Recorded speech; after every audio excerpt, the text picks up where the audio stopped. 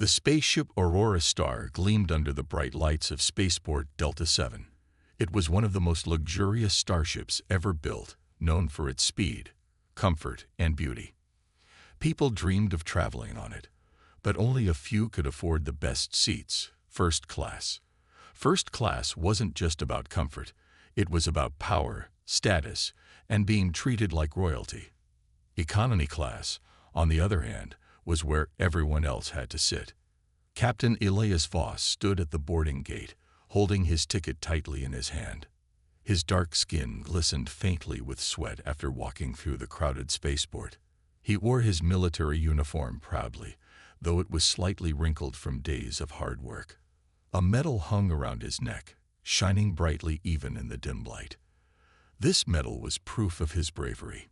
Just last week, he had led a dangerous mission to protect the United Colonies from an alien attack. Many lives were saved because of him. Elias sighed as he looked at his ticket. First class, it read clearly. He earned this seat after months of fighting far away from home. For once, he wanted to relax in comfort instead of sitting in tight spaces or sleeping in bunkers. But deep down, he knew that getting respect wasn't always easy, not for someone like him. As he stepped onto the ship, a robotic voice greeted him. "Welcome aboard the Aurora Star. Please proceed to your designated area." He nodded politely and walked toward the first-class section. The hallway leading there was wide and carpeted, with soft golden lighting. Soft music played in the background, making everything feel calm and peaceful. But as soon as Elias reached the entrance to first class, trouble began. A flight attendant blocked his way. She was tall, blonde, and dressed in a crisp blue uniform. Her face looked friendly at first glance, but her eyes turned cold when she saw Elias. "Excuse me, sir," she said sharply. "This is the first-class area. Do you have a ticket?" Elias held up his ticket without saying a word. It was clear and official, printed on high-quality paper. There was no mistake. It said first class in bold letters. The flight attendant glanced at the ticket briefly before shaking her head. "I'm sorry, but this section isn't suitable for soldiers. You'll need to move to economy class." Elias froze. His heart pounded in his chest. He couldn't believe what he'd just heard. "What do you mean, not suitable?" he asked, keeping his voice steady. "You know how it is," she replied with a shrug. "We have certain standards here. Soldiers tend to disrupt the atmosphere." Her words hit him like a punch to the gut. Disrupt the atmosphere. After all he'd done for the colonies, the sacrifices, the battles, the sleepless nights, he was still seen as less than human by some people. Elias clenched his fists but forced himself to stay calm. Arguing wouldn't solve anything. Instead, he took a step back and said quietly, "Fine, I'll go to economy class." The flight attendant smiled sweetly, as if nothing had happened. "Thank you for understanding, sir. Have a pleasant flight." But Elias didn't smile back. He turned and walked away, feeling the weight of her words pressing down on him. As he moved through the ship, the environment changed completely. The wide hallways became narrow corridors, and the golden lights were replaced by harsh fluorescent ones. The soothing music disappeared, leaving behind the hum of engines and distant chatter. When Elias entered economy class, he found rows of small seats crammed together. Families sat huddled over tiny trays, trying to eat meals that looked more like mush than food. Children cried softly, and adults exchanged tired glances. No one here seemed relaxed or happy. Elias spotted an empty seat near the window and sat down. He stared out at the stars, which shimmered brightly against the blackness of space. Normally, looking at the stars made him feel hopeful, but today they only reminded him of how unfair life could be. Not long after he settled in, a woman seated next to him leaned over. She had kind eyes and a warm smile. "Hi there," she said gently. "Are you okay? You look upset." Elias hesitated. He didn't want to burden anyone with his problems, but something about her tone made him trust her. "I had a ticket for first class," he admitted, "but they wouldn't let me in." The woman frowned. Why not? They said soldiers aren't welcome there, Elias replied bitterly. That's ridiculous, the woman exclaimed. You're a hero. Without people like you, none of us would be safe. Her words brought a faint smile to Elias's face. Thanks, he said softly. It's nice to hear that. The woman introduced herself as Lila. She was traveling with her 2 young children, who were busy coloring pictures on scraps of paper. Lila explained that they were refugees, fleeing a war-torn planet where their home had been destroyed. We've been through so much, she said sadly, but we're still treated like we don't matter, like we're invisible. Elias listened carefully. He realized that his experience wasn't unique. Everyone in economy class had stories of struggle and hardship.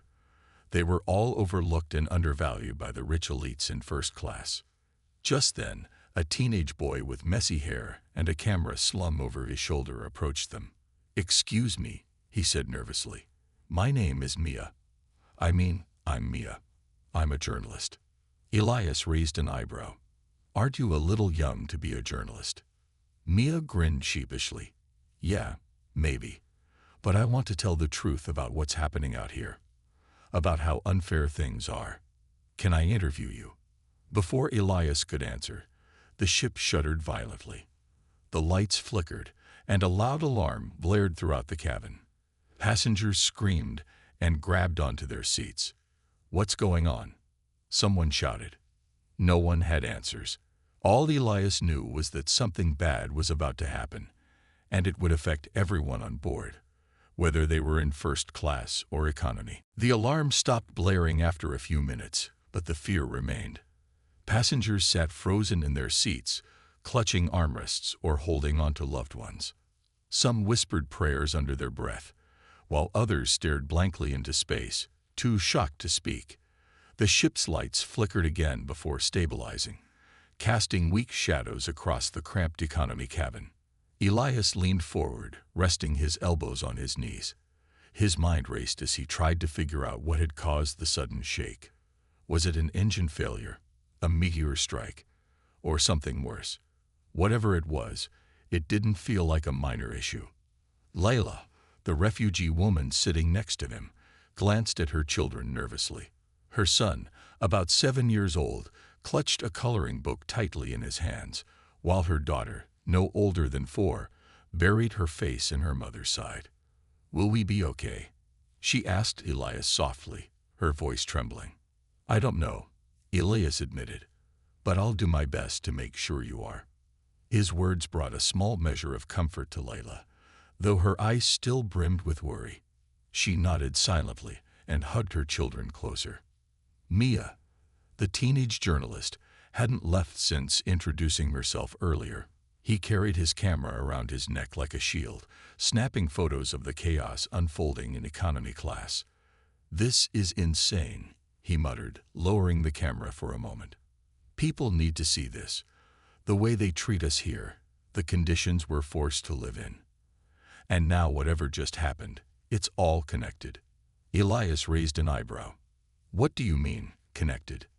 Think about it, Maya said, leaning closer. First-class passengers get everything. Luxury suites, private dining, top-notch security systems. Meanwhile, we're stuck back here in these tiny seats, eating tasteless food and hoping nothing goes wrong. But when something does go wrong, guess who gets hit hardest? Us. Before Elias could respond, another passenger nearby spoke up. It was Zora, the cyborg engineer. She sat 2 rows ahead, her metallic arms glinting faintly in the dim light, her human half. Her face, torso, and one leg was covered in worn-out clothes that barely fit. Despite her tough appearance, her voice was calm and steady. He's right, Zora said, turning slightly to face them. The design of this ship itself shows how little they care about economy class. Our section has weaker walls, outdated oxygen filters, and minimal safety protocols. If something serious happens, we're expendable. The word expendable hung heavily in the air. No one wanted to believe it, but deep down, they knew it was true. Elias frowned. Why would anyone build a ship like that? Don't they realize lives are at stake? Zara shrugged. Money talks louder than morals. First class pays more, so they get better protection. We're just leftovers. Her blunt honesty made everyone uncomfortable, but it also sparked anger. A man seated behind them stood up suddenly, his face red with frustration. "This is ridiculous," he shouted. "We deserve answers. Why won't anyone tell us what's going on?" Other passengers began murmuring in agreement. Frustration bubbled over as people vented their fears and grievances. "We shouldn't have to sit here waiting to die. What kind of spaceship is this? It feels like it's falling apart. Someone should go check what's happening." Elias listened quietly, letting the voices wash over him. He understood their anger. It mirrored his own. But yelling wouldn't solve anything. Someone needed to take charge. Standing up, he raised his hands to quiet the crowd. "Everyone, please listen," he called out firmly. The noise slowly died down as curious eyes turned toward him. "My name is Elias Voss," he continued. "I'm a soldier, and I've been trained to handle emergencies like this. Right now, panicking won't help us. What we need is information and cooperation. Let's work together to figure out what's wrong and how to fix it." For a moment, there was silence. Then, one by one, people began nodding. They didn't know Elias well, but his calm demeanor and confident tone inspired trust. "Okay," said Zara, standing up. "If you're taking charge, count me in. I may not look like much, but I know ships inside and out. Maybe I can find where the problem started. And I'll document everything." Mia added quickly, raising his camera. "If we survive this, the world needs to know what happened here." Layla hesitated before speaking. "I don't know how much help I can be, but I'll do whatever I can. My kids depend on me, and I want to keep them safe." Elias smiled gratefully. "Thank you all. Together, we might stand a chance." With a plan forming, the group split up to gather information. Zara headed toward the back of the ship, inspecting panels and checking wiring for signs of damage. Maya followed close behind, capturing footage of the overcrowded cabins and broken equipment. Elias stayed near the middle, talking to passengers and calming those who were still scared. As he moved through the aisles, Elias noticed the stark differences between economy class and the glimpses he'd seen of first class earlier. While economy passengers huddled in tight spaces, sharing stale air and dim lighting, first-class areas boasted wide windows, plush chairs, and holographic entertainment screens. Even now, during a crisis, the divide between the two sections felt unfair. One elderly woman caught his attention. She sat alone, clutching a faded photograph in her hands. Her eyes were wet with tears. "Are you all right?" Elias asked gently, kneeling beside her. She shook her head. "No, I'm not. My granddaughter gave me this ticket so I could visit her on New Terra. She promised me it would be a wonderful trip. But now," her voice trailed off as fresh tears spilled down her cheeks. Elias placed a comforting hand on her shoulder. "We'll get through this. I promise." He wished he could guarantee her safety, but promises felt hollow in such uncertain times. Still, hearing those words seemed to ease her pain, if only a little. Meanwhile, Zara returned with grim news. "I found the source of the shaking," she announced. "There's a crack in the hull near the cargo bay. It's small, but if it grows, we'll lose pressure fast. Worse, the ship's navigation system is malfunctioning. We're drifting off course." Mia gasped. "Off course? Toward what?" "Asteroid field," Zara replied bluntly. "If we don't correct our trajectory soon, we'll collide with it." The gravity of the situation sank in. Asteroid fields were deadly. Even small rocks could tear through a ship's hull like paper. Without immediate action, everyone aboard would perish. Elias clenched his fists, determination burning in his chest. "Then we need to act fast. Is there any way to access the controls from here?" Zara shook her head. "No, the main control room is locked. Only first-class staff have clearance to enter. Anger flared in Elias's chest. Of course. The rich always protected themselves first, leaving everyone else to fend for themselves. But he pushed the thought aside.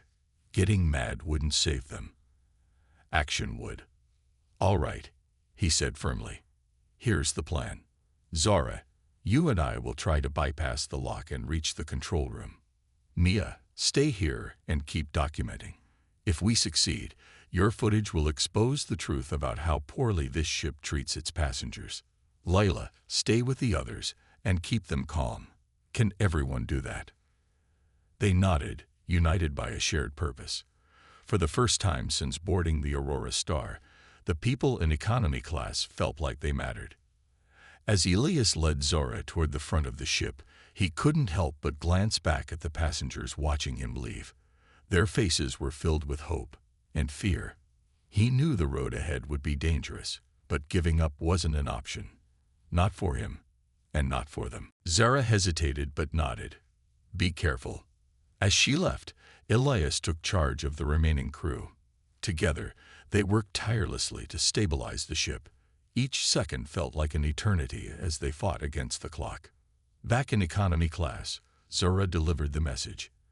"Elias needs volunteers, anyone with technical skills or experience. Now's the time to step up." To her surprise, several people volunteered immediately. A retired mechanic named Greg offered his expertise, while a young woman named Priya, who had studied engineering in school, eagerly joined the effort. Even Mia insisted on coming along, determined to document everything until the very end. Together, they rushed back to the control room. When they arrived, Elias greeted them with gratitude. "Thank you for coming. We need every bit of help we can get." Greg examined the damaged consoles and began issuing orders. "You, check the wiring. You, monitor the fuel levels. And you, help me reroute the auxiliary power." Under Greg's guidance, the group worked as a team. Slowly but surely, they made progress. The navigation system flickered back to life, giving them limited control over the ship's trajectory. But the danger wasn't over yet. Through the windows of the control room, they could see the asteroid field growing larger. Jagged rocks tumbled through space, colliding with each other in violent bursts. "We're still too close," Elias said grimly. "We need to pull farther away." With no other options left, Elias took the helm himself. His military training kicked in as he gripped the controls tightly, steering the ship with practiced precision. Sweat dripped down his face as he focused on avoiding the largest asteroids. "Come on," he muttered through gritted teeth. Behind him, the others held their breath, watching nervously as the ship dodged one asteroid after another. It was a desperate gamble, but it was their only chance. Suddenly, the ship lurched violently again. A large asteroid had grazed the hull, causing significant damage. Alarms blared louder than ever, and smoke poured from several consoles. "We're losing power," someone shouted. "No," Elias snapped. "Stay focused. We're almost clear." Summoning every ounce of strength, he pushed the ship harder, weaving between the rocks with incredible skill. Finally, after what felt like forever, the asteroid field began to shrink in the distance. "We did it," Elias whispered, slumping back in exhaustion. Cheers erupted in the control room as the reality sank in. They had survived. Against all odds, they had pulled through. But Elias knew the fight wasn't truly over. The events of today would leave scars, not just on the ship, but on the people aboard. And once they landed safely, the truth about how poorly economy-class passengers were treated would come to light. For now, though, they had won. The danger wasn't over yet. Even though the ship had narrowly escaped the asteroid field, the damage was severe. Sparks flew from broken consoles, smoke filled the air, and the hum of the engines grew weaker by the minute. The Aurora Star was limping through space, its systems barely holding together. Elias stood at the helm, gripping the controls tightly. His hands were slick with sweat, but his focus never wavered. We need to stabilize the ship completely, he said firmly. Otherwise, we won't make it to the next colony. Zara nodded as she worked furiously to repair the damaged systems. I'm doing what I can, but some parts are beyond fixing. We'll need spare parts, and fast. Greg, the retired mechanic, wiped soot from his face. There might be spares in the cargo bay, but accessing them means going back there, and it's not safe. I'll go, Elias volunteered without hesitation. No way, Zara interjected sharply. You're needed here. If something else goes wrong, we'll lose control again. Send someone else. Elias hesitated. She was right. He couldn't leave the controls now. But who could he trust to handle such a dangerous task? Before he could decide, Mia stepped forward. I'll do it. Everyone turned to look at him. The teenage journalist didn't seem like the type for risky missions, but his expression was determined. You sure about this? Elias asked skeptically. Mia nodded. I may not be an engineer, but I've got eyes and ears. I can find what you need and bring it back. Plus, my camera might come in handy if anyone tries to stop me. Elias sighed. He didn't like sending someone inexperienced into danger, but they were running out of options. All right. Take Priya with you. She knows engineering better than most of us. And stay alert.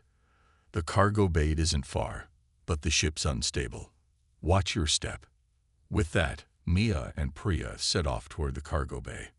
As they left, Elias turned his attention back to the immediate problem. First-class resistance. While the economy-class passengers worked tirelessly to save the ship, the first-class section remained eerily quiet. Its occupants sat in their luxurious seats, sipping drinks and nibbling on gourmet snacks as if nothing was wrong. They hadn't felt the full force of the crisis yet. Their area was insulated from the chaos happening elsewhere. But Elias knew they wouldn't stay oblivious forever. Sooner or later, the truth would reach them. And when it did, they'd have to face the consequences of their privilege. Determined to confront them, Elias sent Lila and 2 other volunteers to deliver a message. Tell them what's happening, he instructed. Let them know we're doing everything we can to fix the ship, but we need their cooperation too. If they refuse to help, they'll go down with the rest of us. Layla hesitated. Do you really think they'll listen? They don't have a choice, Elias replied grimly. When Layla and the others reached the first-class section, they found the flight attendant lounging casually near the entrance. Her smile vanished as soon as she saw them. This area is restricted, she snapped. Go back to where you belong. We're not leaving until you hear us out, Layla said firmly. Your ship is falling apart. If you don't start helping, none of us will survive. The flight attendant scoffed. Nonsense. The crew has everything under control. It's not nonsense, one of the volunteers shouted angrily. We almost crashed into an asteroid field because of the malfunctioning navigation system. People are risking their lives to save this ship, including soldiers like Captain Voss. Meanwhile, all of you are sitting here drinking champagne. The accusation sparked murmurs among the first-class passengers. Some looked guilty, while others seemed indifferent. One man, a wealthy businessman dressed in an expensive suit, stood up and sneered. What do you expect us to do? Roll up our sleeves and fix the ship ourselves. That's why we pay for first class, to avoid dealing with these kinds of problems. His words ignited outrage among Layla's group. So you'd rather let everyone die than lift a finger? Layla demanded. Is that really how selfish you are?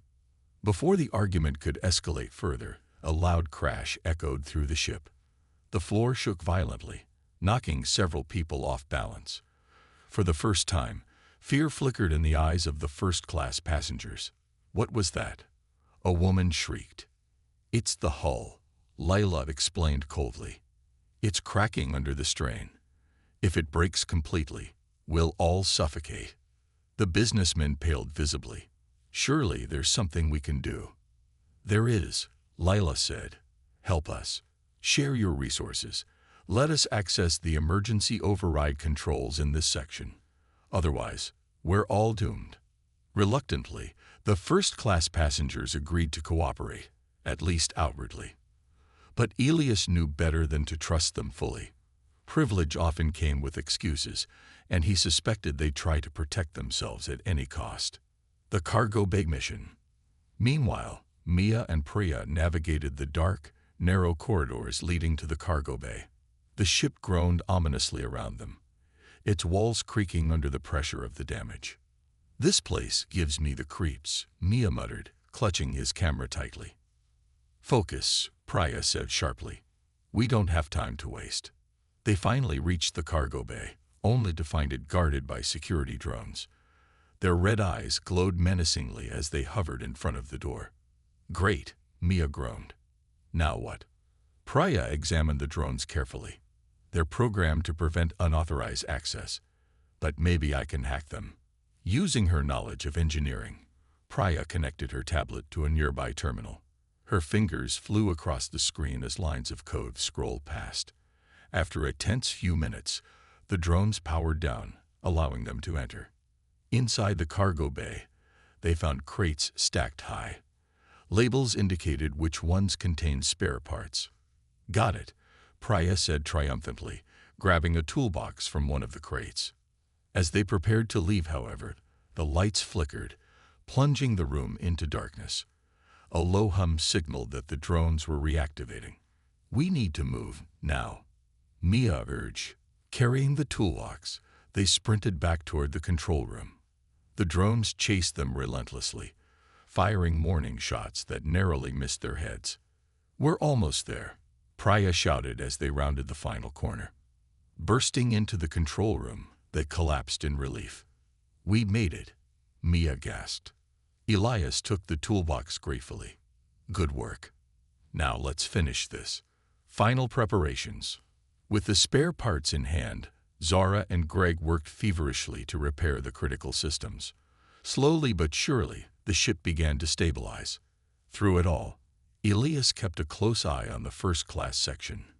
He knew their cooperation was fragile, and that the fight for equality aboard the Aurora Star was just beginning. For now, though, survival was their top priority. The repairs were finally complete, or as complete as they could be under the circumstances. Zara wiped her hands on a rag, smudging grease across her face.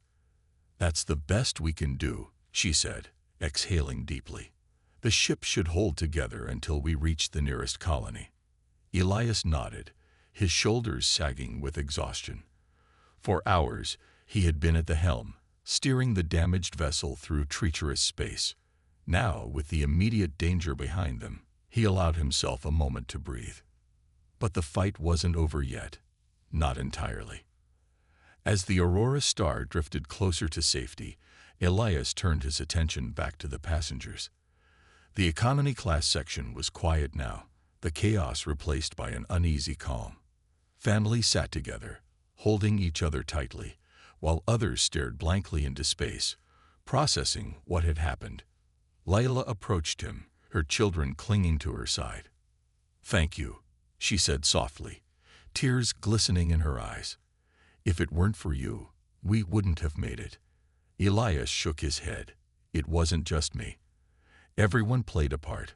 We survived because we worked together." Her smile was faint but grateful.